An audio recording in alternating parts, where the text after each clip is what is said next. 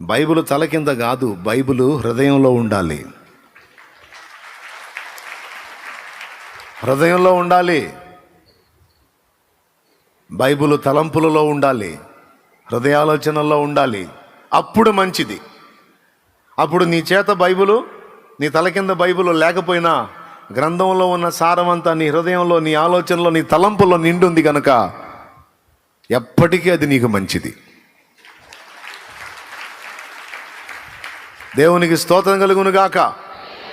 కొంతమంది నా దగ్గరికి, అయ్యా ఆ మాయదారి దెయ్యం ఏందో నయమిడి పడిందయ్యా, నాకు నిద్ర పట్టట్లేదయ్యా, యేసు రక్తం రాసుకొని ప్రార్థన చేసుకో అంటారు నా పక్కన ఉన్నవాళ్ళు.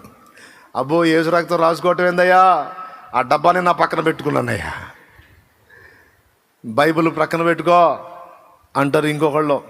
బైబిల్ ఎప్పుడు నా దగ్గర పెట్టిన, తల కింద పెట్టుకున్నా, బైబిల్ పెట్టుకుంటున్నాను, యేసు రక్తం పెట్టుకుంటున్నానయ్యా, కానీ ఆ దెయ్యం ఏందో నన్ను వదిలిపెట్టట్లేదయ్యా అయ్యా అయ్యా అంటారు. నేను చెప్తాను, రెండు తప్పే.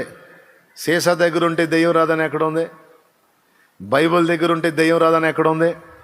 సినిమాల్లో చూపిస్తారు. దెయ్యం సినిమాల్లో ఫాదర్ పోయి ఆ దెయ్యాన్ని బైబిల్తో కొడతాడు. అప్పుడు అది పోయి అని డిషామని పోయి అక్కడో పడిపోయిద్ది. సిలువు తీసుకొని కొడతాడు, పోయి ఆడో పడిపోయిద్ది.